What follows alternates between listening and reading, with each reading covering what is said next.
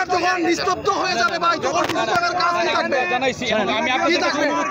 আমি আপনাকে বলি আপনাদের উচিত ছিল 3 দিন থেকে আমার সন্তানের রাস্তায় 3 দিন থেকে অনশন করছে ওদের যদি কিছু হয় না না না এটা তো আমাদের যদি কোনো অনৈতিক দাবি থাকে অন্যায় দাবি থাকে আপনি এখন বলবেন আমরা চলে যাব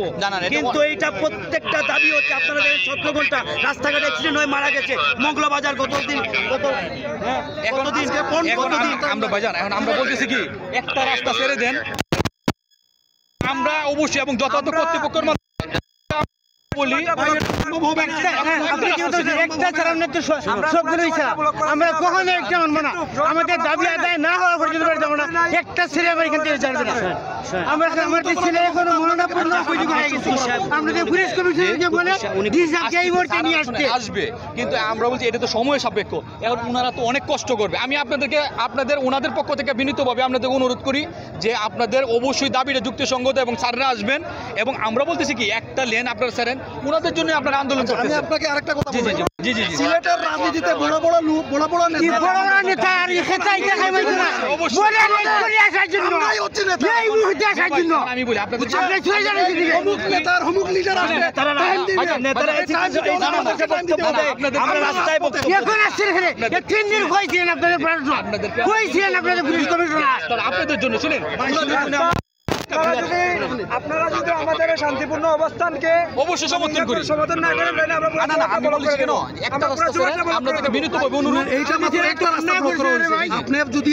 না এটা সমাধান তো হবে অবশ্যই এটা সমাধান এটা সর্বোচ্চ হবে আপনি বলেন ডিসি সাহেবকে বলেন এসপি সাহেবকে বলেন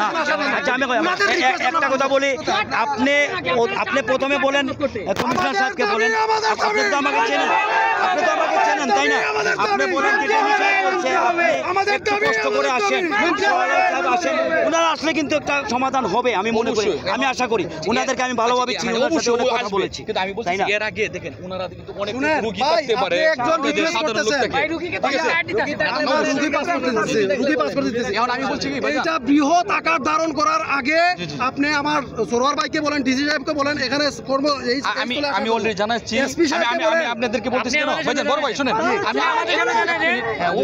আমি এক মিনিট বলি একটা লেন যদি আমাদেরকে কাজ করতে দেন একটা লেনে কাজ করতে দেন আমাদেরকে এবং আমরা অবশ্যই আমরা যদি না আনতে পারি কিংবা না বলি আমরা বলছি যদি না আসে এরপরে আপনাদেরকে গৃহীত ব্যবস্থা আমার ভাই আমাদের ভাই যখন মৃত্যুর কুলে ঢলে পড়বে তখন এখনই আসবে 48 ঘন্টা হয়ে গেছে এখন আসবে অবশ্যই বর্তমানে ডাক্তার আসছে ডাক্তার দিয়ে অনেকে ওইখান থেকে ট্রিটমেন্ট দিচ্ছি আমরা এখন ভাইজান বড় ভাই ডাক্তার দিয়ে ট্রিটমেন্ট দিচ্ছি শুনেন প্লিজ আমরা তো বিনীত অনুরোধ আমি 60 ঘন্টা একটু লোক না আছে 60 ঘন্টা